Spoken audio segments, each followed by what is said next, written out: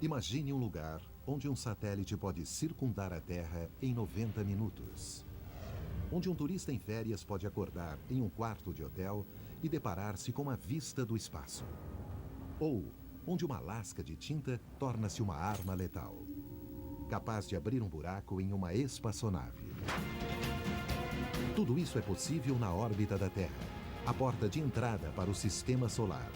É o território de astronautas, do lixo espacial e dos aventureiros mais radicais. Embarque nesta jornada rumo ao limite do espaço.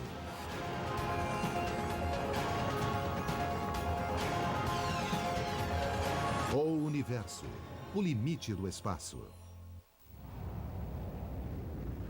Em um futuro não muito distante, um humano irá tripular um foguete, sentar-se em uma plataforma e lançar-se na órbita terrestre a 190 mil metros de altura.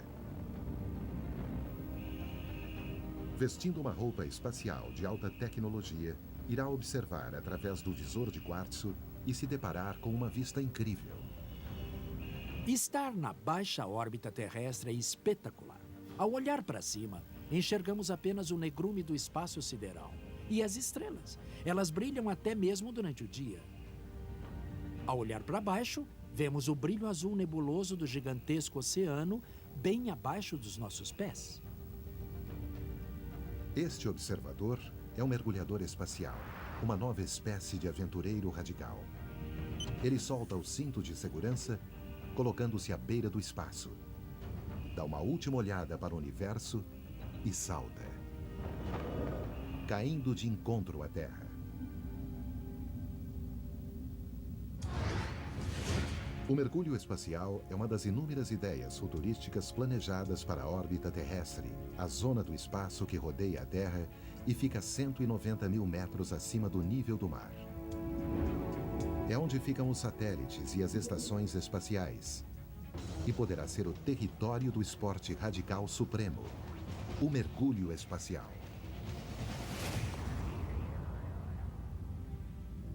A órbita terrestre é uma janela para o universo e poderá se tornar uma extensão da própria Terra. Para a indústria, para a exploração e para a diversão. Mas o ambiente na órbita terrestre é muito diferente do que conhecemos. Aqui não há oxigênio e a atmosfera que protege a Terra simplesmente desaparece. Ameaças cósmicas espreitam aqueles que ousam explorar esse lugar. Esquecemos que o espaço sideral é perigoso. Esquecemos que nesse lugar existe radiação cósmica, existem explosões solares, existem meteoros e lixo espacial. É como estar em uma pista de obstáculos. Para os paraquedistas que saltam de aviões em direção à Terra, o mergulho espacial promete ser uma aventura emocionante, mas a ideia surgiu por motivos mais sérios.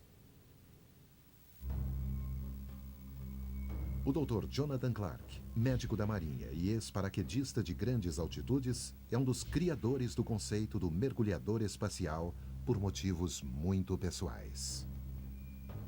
Eu fui contratado pela NASA para trabalhar em operações espaciais. E minha esposa era uma astronauta. Houston para Colômbia, checando comunicação. Ela morreu na missão Columbia em 2003.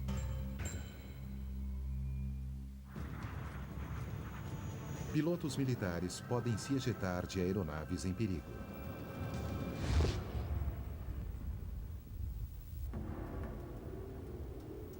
Mas não há procedimento de emergência para os astronautas se ejetarem de uma espaçonave durante um evento catastrófico.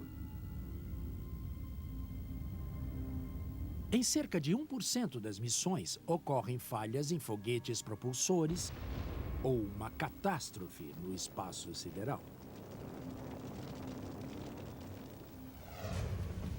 O traje de mergulho espacial poderá se tornar um novo dispositivo de segurança para astronautas em missões no espaço.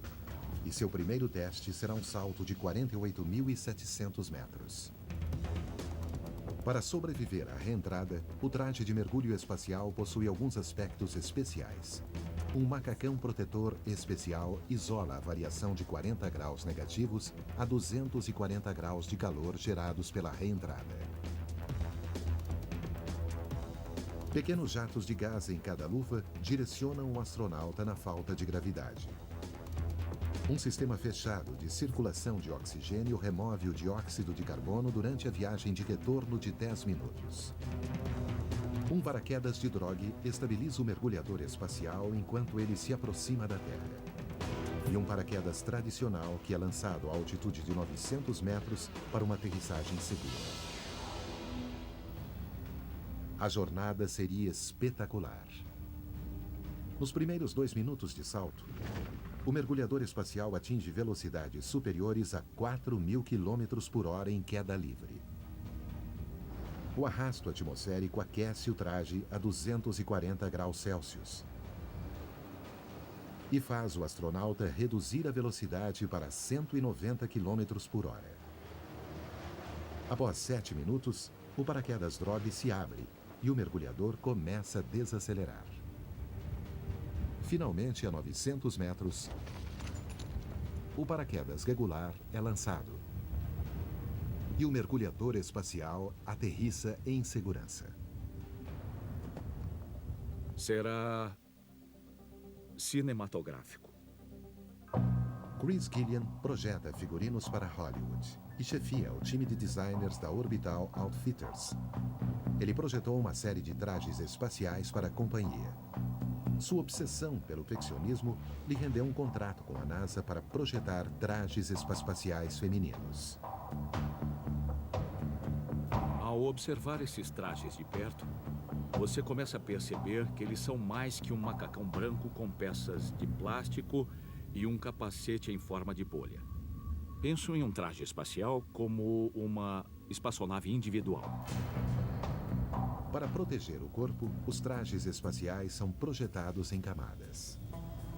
Imagine o tipo de roupa que você precisaria usar se estivesse andando pelo deserto do Saara no dia mais quente do ano e, após dar um passo à frente, fosse parar no Polo Norte. Esse é o tipo de roupa que devo criar. Ao pensar na forma e na função dos trajes para a Orbital Outfitters, Gillian busca inspiração no passado, nas armaduras medievais para criar os modelos futuros. Essa é uma manopla ampulheta do século XIV. O arco das juntas é quase idêntico ao que usamos sob a cobertura de tecido nas luvas de um traje espacial. O mais interessante é que possuem quase o mesmo formato e realizam a mesma função. O mergulho espacial pode estar longe de se tornar realidade, mas aventureiros já começam a trilhar caminhos rumo ao nosso limite no espaço, a órbita terrestre. Até 2001, o privilégio de orbitar a Terra era reservado a uma pequena elite, astronautas escolhidos para trabalhar no espaço. Até o turismo espacial se tornar uma realidade. O maior sonho do ser humano em relação ao mundo do voo espacial é poder viajar a lazer. Foi assim que o turismo espacial se tornou um conceito importante para a indústria de aeronaves espaciais desde o início. Atualmente, a única companhia que realiza este sonho é a Space Adventures Limited. Somos a única empresa privada de viagens espaciais do mundo. A Space Adventures surgiu há 10 anos quando seu primeiro cliente fez um voo de grande altitude a bordo de um jato russo. Quando ele voltou e contou como foi ver a curvatura da Terra e o céu negro acima, soube que teríamos um grande negócio e que haveria milhões de pessoas no mundo interessadas em participar das viagens da Space Adventures. Então, em 2001, o investidor multimilionário americano Dennis Tito consultou a Space Adventures sobre uma viagem à órbita terrestre. Foi o início da era do turismo espacial privado. O voo de Dennis Tito até a Estação Espacial Internacional foi um acontecimento extremamente significativo e muitas pessoas ligadas à comunidade espacial comemoraram. Eles acharam ótimo, foi o início de uma nova era. Eu amo o espaço. A Space Adventures Limit oferece viagens à Estação Espacial Internacional por 33 milhões de dólares. Você aprende sobre o foguete, aprende sobre a espaçonave na qual irá voar, aprende sobre a estação espacial, aprende como é viver, comer, trabalhar e até mesmo ir ao banheiro no espaço. Para chegar a uma estação espacial, os turistas espaciais devem pegar carona com os russos em uma cápsula Soyuz. Ela tem voado com sucesso há mais de 35 anos. É uma grande façanha da engenharia levar uma pessoa do chão à órbita terrestre em menos de 8 minutos. Após chegarem à estação espacial, os turistas vivem como verdadeiros astronautas. Confortável é um termo relativo. Se você se sente assim num acampamento, ficará bem na estação espacial. Se está acostumado a viver ao ar livre, sem todo o conforto de uma casa, então ficará bem confortável vivendo numa espaçonave. A comida é ótima, mas não irá até lá por isso. O prazer real do espaço é poder flutuar, ver a Terra e fazer parte do futuro da exploração espacial. E poder ver como é pisar fora do planeta e ir onde poucas pessoas estiveram antes. Verá a Terra em toda a sua glória e esplendor. Verá o Sol nascer e se pôr 16 vezes por dia, pois viajará muito rápido ao redor da Terra. Atualmente, uma viagem ao espaço é cara demais para um cidadão comum. Se você quiser dar uma volta na órbita inferior terrestre, isso irá lhe custar 4.500 dólares por quilo. É o seu peso em ouro. Hoje, companhias estão projetando novas espaçonaves para tornar as viagens mais acessíveis. Não sei quando a viagem custará 4 mil dólares, mas esse dia jamais chegará se não começarmos cobrando 40 milhões de dólares. A Space Adventures Limit tem grandes planos para expandir suas ofertas no espaço. Um de nossos clientes fará uma caminhada no espaço pela primeira vez. Também estamos muito empolgados com o nosso programa de voo ao redor da Lua. Em uma viagem ao redor da Lua, os passageiros poderão chegar a 100 quilômetros da superfície lunar. O envio de cidadãos comuns ao espaço mudou os paradigmas da exploração espacial. Nós realmente derrubamos a porta para o resto da indústria. Hoje existem muitas pessoas interessadas em abrir essa fronteira e investir nos voos particulares. Esperamos entrar para a história como os catalisadores que incentivaram o surgimento dessa indústria. Talvez a parte mais emocionante da aventura seja chegar à fronteira espacial. Mas o espaço é imenso e possui ameaças bem diferentes daquelas encontradas na Terra. A órbita terrestre, nosso limite do espaço, é dividida em 3 partes.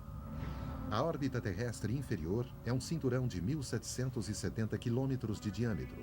É o mais próximo da atmosfera terrestre, apenas 190 mil metros acima do nível do mar. As órbitas inferiores possuem muitas vantagens. Em primeiro lugar, a maioria das missões tripuladas do programa espacial ocorrem nessa região. 210. É o lançamento do ônibus espacial Endeavour. Além disso, satélites de espionagem, satélites de comunicação, satélites de meteorologia, todos ocupam a órbita terrestre inferior. A órbita inferior é como uma cidade grande, cheia de atividade. O telescópio Hubble e a Estação Espacial Internacional ficam na órbita inferior. Soyuz e o ônibus espacial completam suas missões aqui. Pessoas e objetos na órbita inferior podem circundar a Terra em apenas 90 minutos. 45 minutos no lado claro e 45 no lado escuro da Terra. Permissão para pousar. Câmbio. Exceto por algumas viagens à Lua, todas as viagens do homem ao espaço foram à órbita inferior terrestre. A importância da órbita inferior é que, se não podemos alcançá-la, não podemos ir a lugar algum. E o objetivo da viagem espacial é ir a lugares distantes da Terra. A órbita inferior terrestre é o ponto de partida para esse objetivo. Acima da órbita inferior, há uma região chamada órbita terrestre média. Essa larga extensão de espaço situa-se de 2.000 a 22.000 quilômetros acima da Terra. Satélites de comunicação são lançados em órbita nessa região, incluindo satélites de posicionamento global. Satélites GPS orbitam a Terra a cerca de 19 mil metros, no que chamamos de órbita semissíncrona. Basicamente, eles orbitam a Terra 2 vezes ao dia, uma vez a cada 12 horas. O GPS é posicionado em 6 planos orbitais. Imagine que temos 6 órbitas ao redor da Terra, com a mesma distância entre elas, com 4 ou 5 satélites por plano orbital. Assim, temos uma cobertura completa de todo o planeta. Os satélites GPS ficam a essa altitude para que outros satélites sejam visíveis em qualquer lugar da Terra, a qualquer hora do dia. São necessários 4 satélites para determinar a localização exata de alguma coisa. O primeiro dará a posição geral, o segundo irá refinar a área, assim como o terceiro. E, finalmente, o último dirá exatamente onde está. Na órbita média terrestre também são encontrados os perigosos cinturões de radiação Van Allen. Esses cinturões de partículas de energia podem fazer com que um satélite de 300 milhões de dólares perca o controle e sua radiação é mortal para o ser humano. Os cinturões se estendem a partir da Terra como anéis alongados. Os satélites são posicionados em altitudes específicas para evitar esses destrutivos cinturões de partículas solares. Ainda mais distante, fica a alta órbita terrestre, ou órbita geossíncrona. Se a órbita inferior parece uma cidade grande, a alta órbita é um latifúndio rural.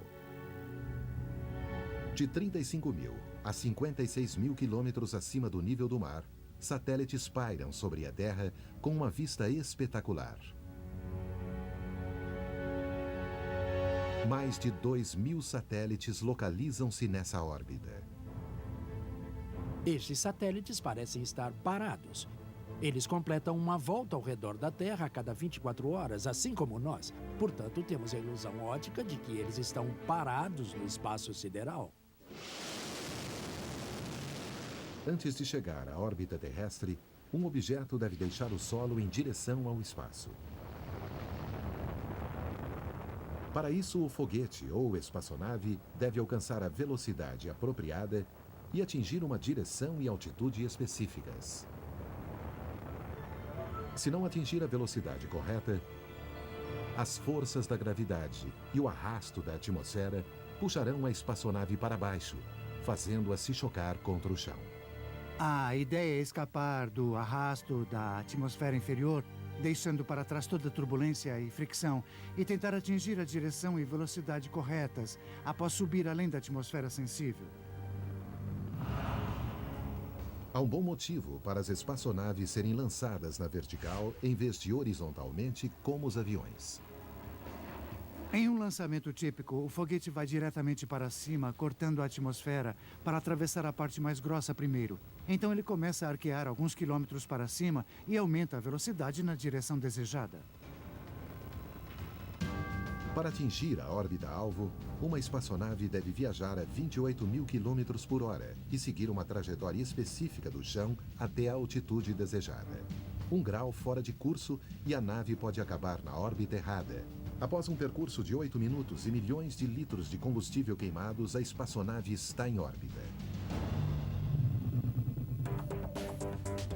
Uma órbita é um caminho recorrente ao redor de outro objeto. Como a Terra ao redor do Sol, um satélite ou espaçonave se mantém em órbita graças à gravidade. A massa terrestre cria uma força gravitacional capaz de defletir o caminho de um objeto de uma linha reta. Podemos pensar que a força gravitacional da Terra é mais fraca a essa altitude. Mas na órbita inferior, a gravidade terrestre é apenas 2% menor do que na superfície do planeta. Para se manter em órbita, é preciso se mover a uma velocidade específica para ser puxado de volta para a Terra, mas a velocidade é tão grande que impede que a trajetória encoste na superfície curva da Terra. Você continua caindo ao redor do mundo sem parar. Você não deixa a gravidade para trás, mas é movido ao redor do planeta pela gravidade. E é isso que o mantém numa trajetória ao redor do planeta, puxando-o novamente em direção à Terra. Em teoria, objetos podem ficar em órbita para sempre, desde que tenham velocidade suficiente para resistir à atração da gravidade terrestre. Existem dois tipos de órbitas, circulares e elípticas. Órbitas circulares são utilizadas por satélites ou espaçonaves que precisam manter uma altitude consistente e viajar em uma trajetória regular ao redor da Terra. Satélites GPS de mapeamento e de meteorologia usam órbitas circulares. As órbitas elípticas têm formato oval. Elas são utilizadas quando é preciso alcançar grandes altitudes, sem a necessidade de mudar a trajetória para uma órbita circular mais alta.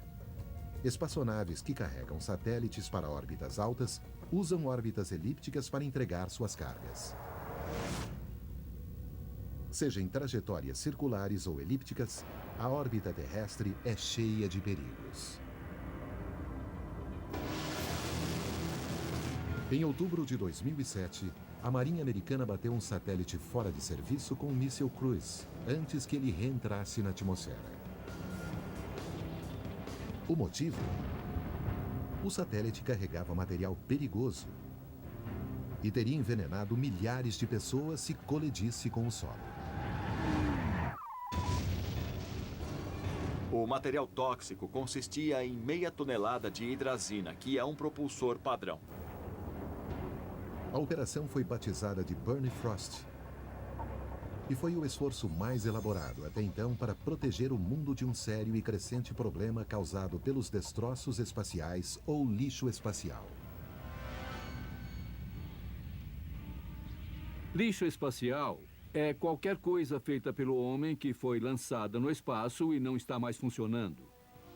Existem destroços que estão lá em cima desde que o homem chegou ao espaço. Como um ferro velho se enchendo de detritos. Desde o primeiro lançamento do Sputnik em 1957, destroços se acumulam ao redor do planeta Terra. Em apenas 50 anos de corrida espacial, já sujamos a órbita terrestre com o nosso lixo. Hoje, cerca de 20 mil peças depois, a órbita terrestre se tornou um ferro velho mortal. Parece que a Terra está cercada por um enxame de abelhas. Os destroços espaciais incluem fragmentos de foguetes, satélites que não funcionavam mais, ou pedaços de objetos que se quebraram após o lançamento. Capturadas pela atração gravitacional, essas peças viajam a mais de 35 mil quilômetros por hora. Podem ser 10 vezes mais rápidas do que uma bala. Uma colisão entre satélites ou espaçonaves tripuladas e destroços espaciais pode ser catastrófica.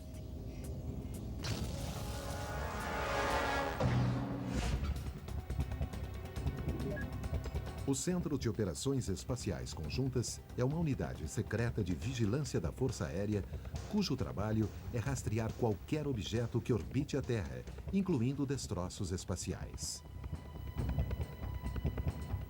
Usamos uma série de sensores diferentes ao redor do mundo, conhecidos como Rede de Monitoramento Espacial. É uma rede de 29 estações ao redor de todos os radares do mundo, bem como os telescópios ópticos que rastreiam mais de 18 mil objetos feitos pelo homem no espaço. Isso inclui satélites ativos, satélites inativos e também os foguetes responsáveis pelo lançamento desses satélites, assim como destroços que simplesmente se soltaram. Se eles colidissem, isso seria um acontecimento realmente catastrófico.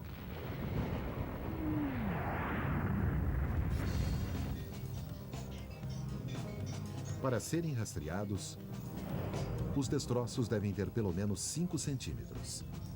Existem muitos objetos menores que não podem ser rastreados. Durante algumas viagens no ônibus espacial, víamos pequenos buracos nas janelas do tamanho de pontas de lápis. A maior quantidade de destroços está situada na órbita inferior terrestre. Em 2008, a colisão intencional de 2 satélites criou um escândalo internacional, lançando uma nuvem de destroços jamais vista na órbita inferior terrestre. Nosso limite do espaço é a órbita terrestre, um novo território para o turismo e a exploração espacial. Mas existem perigos à espreita. Destroços espaciais ameaçam nossas espaçonaves e satélites. Em 2007, a quantidade estimada de destroços espaciais era de 20 mil peças, das quais 14 mil eram rastreáveis. Então, em 2008, o programa espacial chinês colidiu 2 satélites em um teste militar. A comunidade espacial internacional ficou chocada. No dia 10 de janeiro de 2007, o número de objetos que rastreávamos era menor que 14 mil. 16 meses depois, esse número teve um aumento de 30%, representando mais de 18 mil peças. O problema do lixo espacial não para de crescer. E há registros de colisões entre destroços espaciais e objetos funcionais. O pedaço de um destroço atingiu o mastro gravitacional de uma aeronave. O mastro foi cortado. Para evitar futuras colisões, o Centro de Operações Espaciais trabalha em conjunto com a NASA e outras entidades internacionais, informando quando uma espaçonave ou satélite corre perigo. Assim, o veículo pode ser manobrado, evitando uma colisão. Da mesma forma que um barco manobra para evitar obstáculos na água.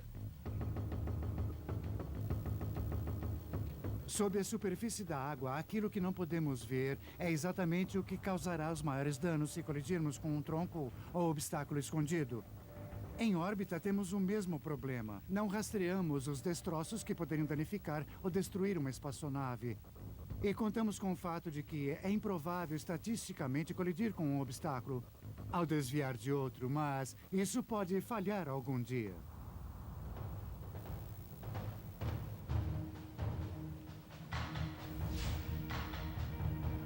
Felizmente, não há registro de colisão catastrófica entre espaçonaves tripuladas e destroços ainda. Nunca vimos uma espaçonave tripulada colidir com destroços e ser danificada, mas já tivemos maus momentos. Mas não importa o tamanho de um objeto. Ele sempre correrá o risco de sair da própria órbita graças à decadência orbital. A decadência orbital ocorre quando um objeto perde velocidade através de fricção e começa a ser tragado pela gravidade terrestre. A atração atmosférica é a principal causa da decadência orbital, como um ciclista em uma estrada. Quando pedalamos a uma velocidade constante, estamos balanceando a força de nossos músculos contra a fricção dos pneus no solo e a resistência do ar pelo qual nos deslocamos. Podemos superar essa resistência em uma bicicleta com nossos músculos ou no espaço, usando foguetes para nos propulsionarem, aumentando a velocidade e superando a resistência do ar. É isso que acontece no espaço para que a estação espacial não entre na atmosfera da Terra e exploda. Se o foguete parar de propulsionar, a resistência do ar o fará perder velocidade até parar completamente e reentrar na atmosfera terrestre e cair.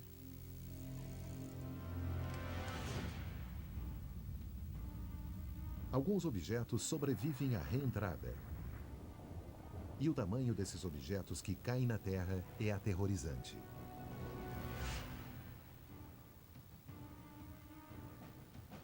Nos últimos 40 anos, 17 mil pedaços de destroços espaciais sobreviveram à reentrada.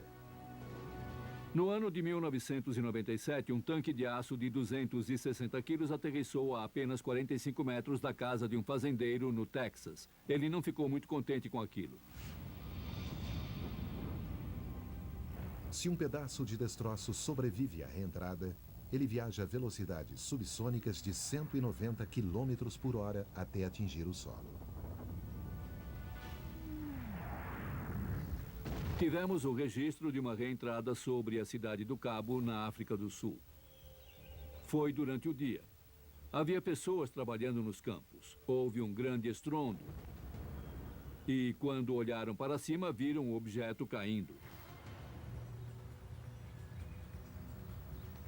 A Corporação Aeroespacial, em El Segundo, na Califórnia, é uma instalação que coleta e estuda lixo espacial para o exército e empresas privadas. Isto é um pedaço de lixo espacial que caiu na atmosfera terrestre. É de um foguete que foi usado para colocar um satélite GPS em órbita. Aqui podemos ver onde o suporte derreteu durante a queda do objeto. Na verdade, retiramos algumas amostras para tentar entender o que aconteceu com o material, o quanto ele aqueceu, e usamos as informações para melhorar nossos modelos. Entender como esses objetos sobreviveram à reentrada é importante para a construção de novos satélites e espaçonaves. A recuperação e reuso de peças de espaçonaves poderia economizar milhões em custos de produção. Mas coletar destroços espaciais é uma tarefa difícil. 3/4 da superfície terrestre são cobertos de água e muitos destroços afundam. Encontrar um pedaço em terra firme é um evento muito raro. Estima-se que o número de destroços espaciais irá duplicar até 2050. Mas isso não impede que empreendedores explorem a órbita terrestre como um local de negócios. Por apenas $2.500, é possível lançar as cinzas de entes queridos na órbita terrestre inferior, um serviço funerário espacial que começou a funcionar em 2008. É um final apropriado para qualquer um que já sonhou visitar o espaço algum dia.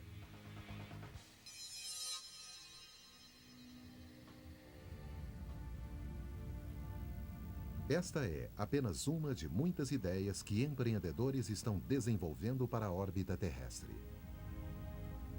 Mas para manter um negócio no espaço, é preciso encontrar uma maneira de ocupá-lo definitivamente. Aqui estamos nos primeiros anos do século XXI e prevejo que o espaço se tornará um parque industrial. A Skylab e a Estação Espacial Internacional foram experimentos bem-sucedidos de habitação a longo prazo no espaço. E se as companhias privadas também pudessem lançar espaçonaves na órbita terrestre? Acredito que fomos e ainda somos a primeira companhia a implantar estruturas desse tipo.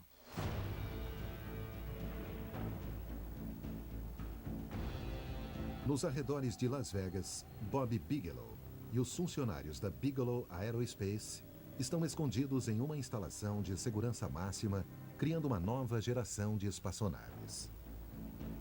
Estou vivendo uma fantasia de infância, é o que estou fazendo. E acho que estamos envolvidos em algo realmente importante. São utilizados como ferramenta, como instrumento de resgate. A Bigelow Aerospace desenvolve áreas de trabalho infláveis chamadas Gênesis para serem lançadas na órbita terrestre. A tecnologia foi inspirada pela NASA. Encontrei um artigo sobre uma tecnologia na qual a NASA estava trabalhando. E pensei, minha nossa, isso é demais. A NASA desenvolveu um módulo inflável, um compartimento chamado Transhab. Queriam adicioná-lo à estação espacial para proporcionar mais espaço, mas a NASA não pôde bancar a execução desse plano. Eventualmente, após alguns anos, conseguimos obter as licenças da NASA para as patentes. O conceito é genial. As espaçonaves Bigelow são casulos infláveis presos ao nariz de um foguete não tripulado. Após o lançamento, eles se expandem e triplicam de tamanho, atingindo o tamanho máximo ao entrar em órbita. Em uma viagem de foguete, não há muito espaço disponível. É como esta garrafa. Esse é o tamanho dela e pronto. Mas se colocarmos alguma coisa aqui dentro que possa se expandir e triplicar seu tamanho original, teremos muito mais espaço para trabalhar. Usamos gás comprimido para expandi-lo totalmente.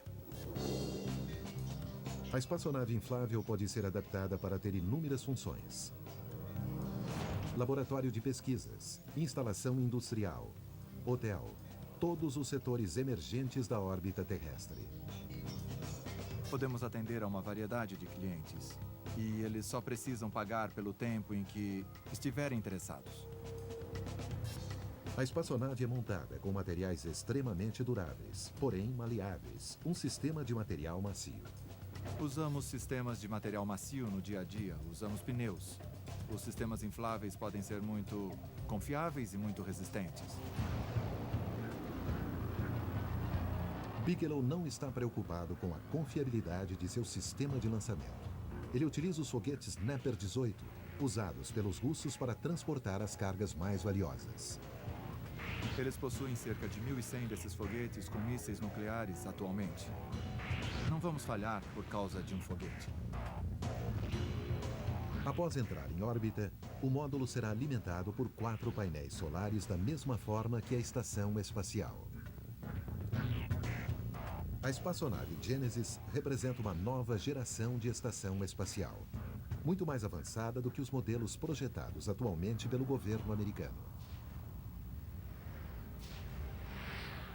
O que estamos projetando, se tivermos sucesso, é uma embarcação muito mais segura para abrigar seres humanos do que essas latas de alumínio. Nosso casco de estrutura inflável é adequado para proteger contra qualquer tipo de alteração termal, chuva de meteoros e alterações de radiação. A Bigelow Aerospace possui atualmente 2 espaçonaves particulares, Genesis 1 e 2, orbitando a 500 mil metros da Terra. São as únicas espaçonaves privadas desse tipo orbitando o limite do espaço.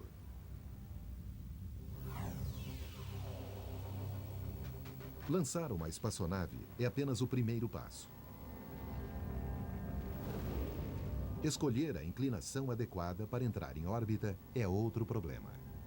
A orientação de uma órbita é apenas uma medida de inclinação a partir da linha do Equador. Podemos ter qualquer inclinação, desde uma inclinação de 0 graus a uma inclinação de 90 graus. A inclinação de 0 graus não possui alteração alguma em relação ao Equador e é chamada de órbita equatorial. Por outro lado, se tivermos uma inclinação de 90 graus, teremos uma órbita polar. Satélites e espaçonaves são lançados com inclinações diferentes, dependendo da missão. Isso faz com que sobrevoem diferentes partes do planeta Terra. Se você for circundar a Terra seguindo a linha do Equador, o que poderá ver? Somente o que estiver abaixo de você, ou seja, a linha do Equador. Mas se escolher uma órbita com inclinação de 56 ou 60 graus, por exemplo, isso irá cobrir quase toda a área do planeta Terra. Um satélite em órbita polar pode visualizar todo o planeta em poucas rotações orbitais. Enquanto a Terra rotaciona lentamente, o satélite faz a varredura, permitindo que todo o planeta seja observado em um curto espaço de tempo. Em missões de espionagem ou observação, órbitas heliosíncronas permitem que os satélites passem pelo mesmo ponto da Terra todos os dias no mesmo horário. Eles mudam 1 grau a cada dia terrestre para ficar em sincronia com o Sol em uma determinada localização. Quando há necessidade de comunicação constante, satélites geossíncronos são posicionados longe da Terra para que continentes inteiros fiquem sob seu cone de visão. Ele se iguala à rotação da Terra e, para se flutuar no céu, esse tipo de satélite acaba possibilitando contato constante com as emissoras de rádio e televisão lá embaixo, na superfície terrestre. A órbita terrestre é a extensão natural da ocupação humana no espaço. Se tudo der certo, a industrialização do limite do espaço acontecerá em um futuro próximo. Em apenas 40 anos, John Glenn foi lançado na órbita terrestre. A exploração da órbita nos próximos 50 ou 100 anos poderá ser tão emocionante como a chegada do homem à Lua no passado.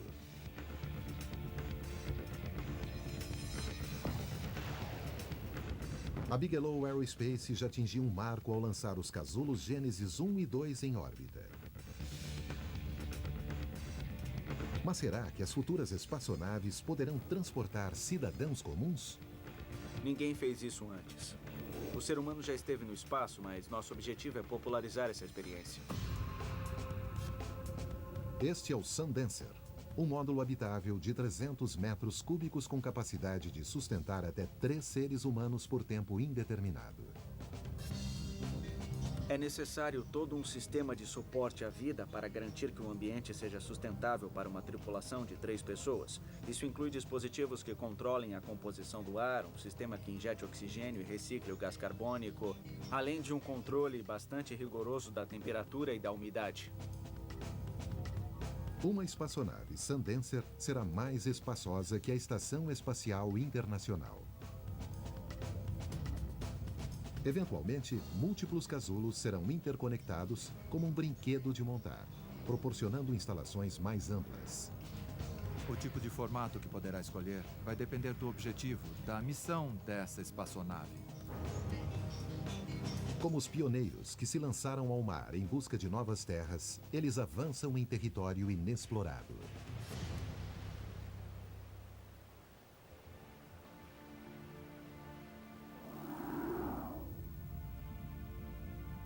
Temos a oportunidade de transformar essa visão em realidade. E até agora, é exatamente o que estamos fazendo. Eles fazem parte do grupo que sonha com a ocupação permanente do limite do espaço. Mas uma coisa é certa. Precisamos de um método mais rápido para levar espaçonaves, carga e pessoas ao espaço, se quisermos colonizar a órbita terrestre. As ideias são formidáveis. Existe uma série de projetos, como elevadores espaciais. Que tal uma fonte espacial? Uma onda de partículas altamente energizadas levaria a carga até a órbita terrestre. O objetivo é encontrar uma maneira barata de transportar esses materiais até o espaço. Talvez os recursos espaciais possam ser minerados em instalações na própria órbita terrestre. Bastaria usar os recursos da Lua e de asteroides próximos para construir instalações no próprio espaço, sem ter que gastar dinheiro para levá-las do solo. Por exemplo, Lewis e Clark, quando viajaram através do continente americano, não levaram toda a água potável e lenha que havia em St. Louis para o oeste, usaram o que encontraram pelo caminho. O maior tesouro da órbita terrestre pode ser a energia sustentável. Imagine uma série de painéis solares gerando energia suficiente para iluminar um continente. Esse é o caminho mais promissor a ser explorado no espaço nos próximos 50 anos. É encontrar uma maneira de projetar coletores solares baratos e construir antenas de coleta no solo para utilizarmos a energia solar e reduzir a dependência por suprimentos e combustíveis finitos que temos aqui na Terra. Uma coisa é certa. O limite do espaço é o caminho para explorações futuras. O ponto de partida, rumo aos confins do universo. Estou muito animado com o futuro daqui a algumas décadas, quando a Terra se transformará no Jardim do Éden da humanidade. Será o local onde cuidaremos da natureza, dos parques. Será o local da diversão, das coisas que amamos e cuidamos. E todas as coisas que fazemos em termos de manufatura e extração de recursos, energia e mineração, essas coisas serão feitas no espaço. E a órbita terrestre inferior será o portal de entrada para o resto do sistema solar.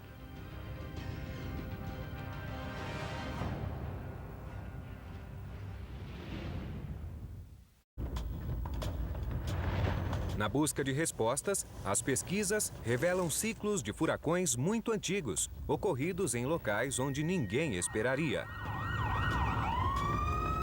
A atual tendência de migração em massa para o leste poderá provocar o mais mortal ciclo de furacões?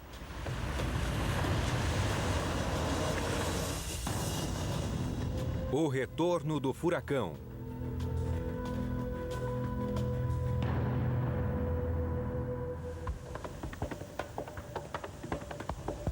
Desde os anos 70, a mais calma temporada de furacões da história recente estimulou a migração sem precedentes da população para a costa leste. São milhões de pessoas alheias ao impacto assassino de um furacão de alta categoria. O período dos anos 60 foi relativamente inativo. A migração para a costa cresceu muito, quando parecia que a ameaça de grandes furacões não existia mais. As pessoas vivem dia a dia, elas não vivem em escala global. As pessoas são complacentes quando se trata de se preparar para os furacões, porque nunca passaram por nenhum muito forte. Mas algo aconteceu em uma temporada até então sem eventos. Em 17 de agosto de 1992, Chris Landsea, estudante da Universidade do Colorado, observou quando uma depressão tropical se transformou na tempestade tropical Andrew. Minha previsão foi de que ela enfraqueceria e nunca mais ouviríamos falar do Andrew. Os fatos desmentiram isso. Em 5 dias, os ventos do Andrew alcançaram 120 km por hora, um furacão de categoria 1. No dia seguinte, passou à categoria 4, com rajadas de 240 km por hora. Em geral, uma intensificação rápida faz o furacão subir 2 categorias em um dia, mas o Andrew subiu 3. O Orion P3, ou caçador de furacões, é despachado para o olho do Andrew. Sua missão é observar e medir a tempestade enquanto ela evolui sobre o mar aquecido, para ajudar a prever seu curso e preparar a evacuação.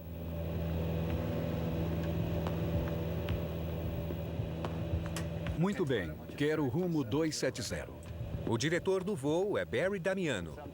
Às vezes, somos como um policial caçando um malfeitor. A tripulação observa o anel de tempestades ao redor do olho do Andrew, onde os ventos são mais poderosos. 4 ou 5 são intensidades muito fortes, mas o tempo no olho do furacão pode estar muito claro. Pode haver um sol espetacular brilhando ali, como se nada acontecesse. É conflitante, porque o furacão vai se dirigir para a Terra e causar danos catastróficos.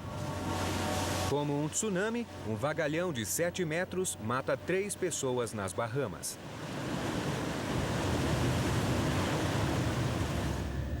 O avião se comunica com este prédio em Miami, onde fica o Centro Nacional de Furacões, ligado ao Serviço Nacional de Meteorologia e à Administração Oceânica e Atmosférica. Estamos investigando o sistema com base nos dados que temos. Aqui se procuram respostas sobre o tamanho do furacão, sua estrutura e, o mais importante, para onde ele se dirige. Inesperadamente, o Andrew ganha mais intensidade poucas horas antes de atingir a Flórida. A bordo do avião, todos estão convencidos de que ele só pode se deslocar para oeste. O Centro Nacional de Furacões faz o anúncio oficial. A Flórida evacua 700 mil pessoas.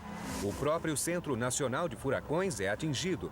Do 12º andar do prédio, o radar de 900 quilos é arrancado como se fosse um brinquedo. O Andrew ceifa 26 vidas e causa danos de mais de 26 bilhões de dólares. O governo repensa os planos de emergência e os cientistas passam a rever seus conceitos sobre intensidade de furacões. O lugar onde nasci, onde cresci e fui criado, parecia ter sido bombardeado.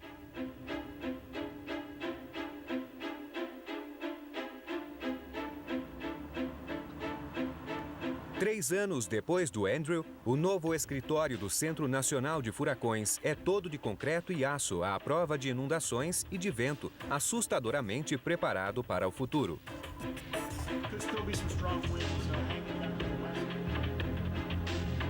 Hoje, o Dr. Chris Landsea é diretor de operações. Desde o Andrew, a análise de tempestades se tornou mais precisa.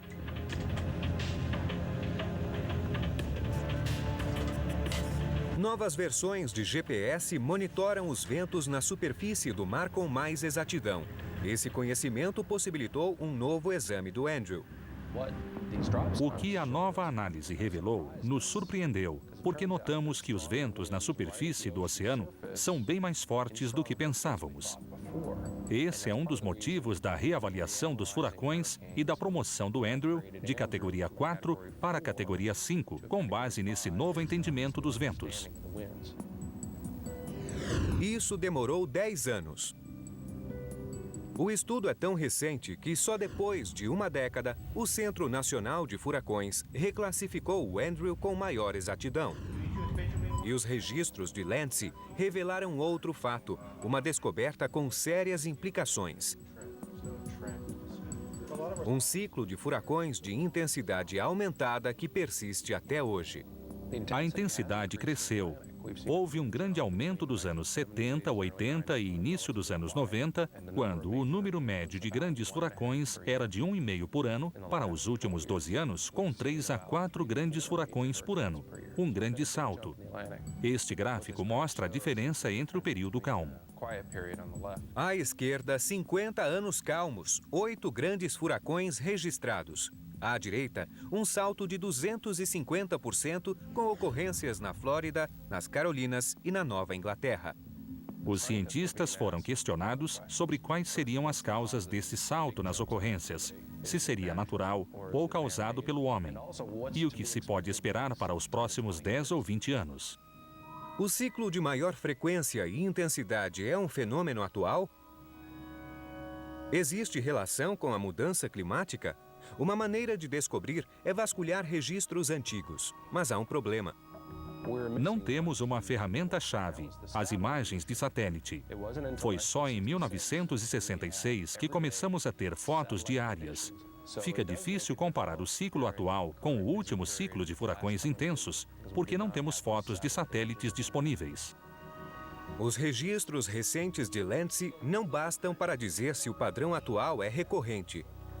Com as populações litorâneas em risco, todos cobram respostas da ciência, mesmo que venham de locais pouco prováveis. Neste lamaçal da Geórgia, um climatologista procura pistas.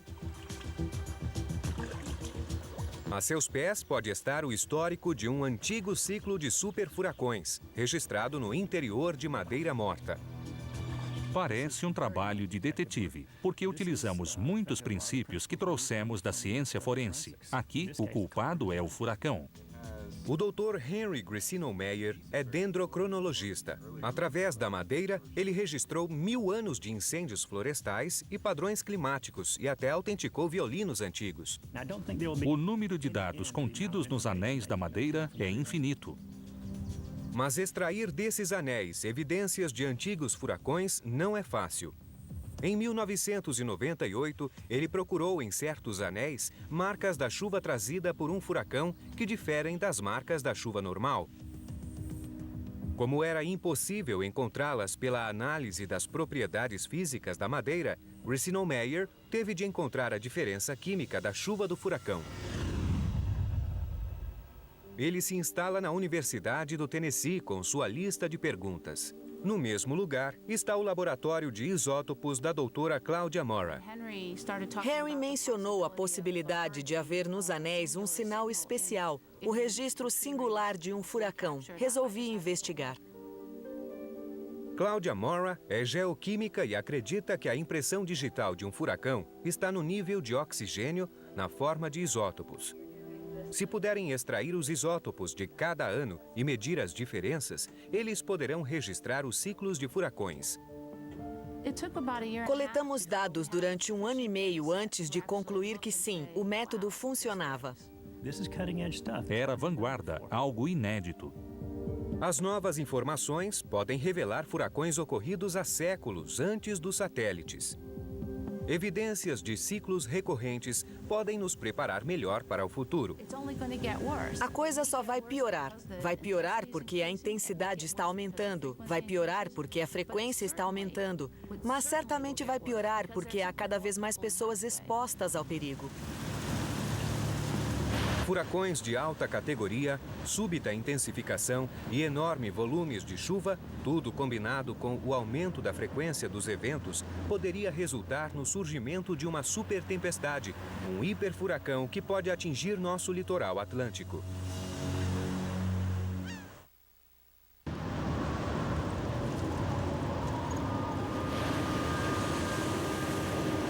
Até 1992, os registros de furacão no Atlântico mostravam uma tendência de baixa. Então, o Andrew, um raro furacão de categoria 5, atingiu a Flórida e mudou a base do estudo científico desses fenômenos. Em meados da década de 90, o aumento de furacões de categoria alta começou a castigar as comunidades litorâneas. Em 2005, o ano do Katrina, o Centro Nacional de Furacões esgotou sua lista de 21 nomes para tempestades atlânticas. Esse aumento na frequência e intensidade fez crescer o receio de que um superciclo de furacões poderia atingir uma cidade importante, desta vez em locais inesperados, muito mais ao norte. Um desafio se apresentou aos cientistas, como o Dr. Henry Grissom Meyer, encontrar evidências de antigos furacões, revelar seus ciclos e descobrir se existe um padrão que nos ameaça. Utilizamos anéis de troncos de madeira para aprender sobre furacões do passado. Estamos separando os anéis em escala muito mais fina para saber de furacões não só do século XX, mas de muitos séculos atrás. Muitas vezes, na superfície da amostra, há uma fina camada de carvão. Assim como cientistas forenses, utilizamos padrões para os anéis das árvores. Como se fossem impressões digitais, usamos padrões de anéis de árvores vivas e sobrepomos a eles o padrão de árvores mortas. Assim, datamos os anéis desses pedaços de madeira. O processo começa com a madeira preferida de Grissom Meyer, o pinheiro de folha longa, uma árvore nativa que formava a floresta costeira das Carolinas até que foi dizimada pela demanda por mastros de navios e água ras. Esse pinheiro é a prova de furacões e vive mais tempo que outras espécies.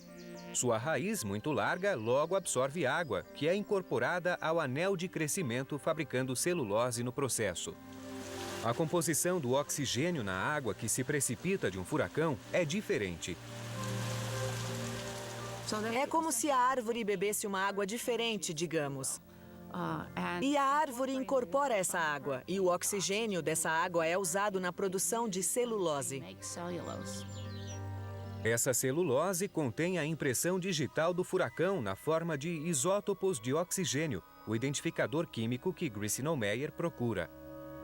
O trabalho de Claudia Morra, combinado ao de Grissom Meyer, revela a história do furacão contida na madeira.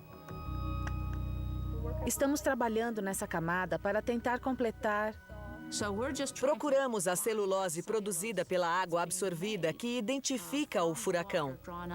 Como há oxigênio em praticamente tudo, ele é uma ótima ferramenta para o cientista. Grissom Meyer raspa um determinado anel e Cláudia extrai a celulose quimicamente. Depois de compactada, ela é submetida a um espectrômetro de massa, que separa dois tipos diferentes de isótopos de oxigênio. Um deles tem peso atômico 16 e o outro 18. A composição dos isótopos mais leves e mais pesados da chuva do furacão é diferente da composição da chuva normal. Um furacão precisa de constante condensação para obter energia. O vapor d'água sobe, se condensa e forma gotículas de nuvem. Essas gotículas caem como chuva e vão levando mais isótopos pesados, deixando para trás os mais leves, que continuam em estado de vapor. Se você puder torcer uma nuvem de chuva, vai haver uma precipitação que, por sua vez, contém muito isótopo 18. Se você torcer mais um pouco, você continua a obter mais isótopo 18 do que 16. Mas a quantidade relativa terá mudado, haverá um pouco menos de 18. Ao tocar o solo, o oxigênio se torna diferente do oxigênio da chuva normal. O registro de séculos de anéis de árvores demorou 1 ano e meio. Quando concluímos que o método funcionava, fizemos uma festa. Temporada por temporada, o registro de ciclos de furacões cobria vários séculos e revelava claramente padrões alternados. Isso confirmou que o ciclo atual não é necessariamente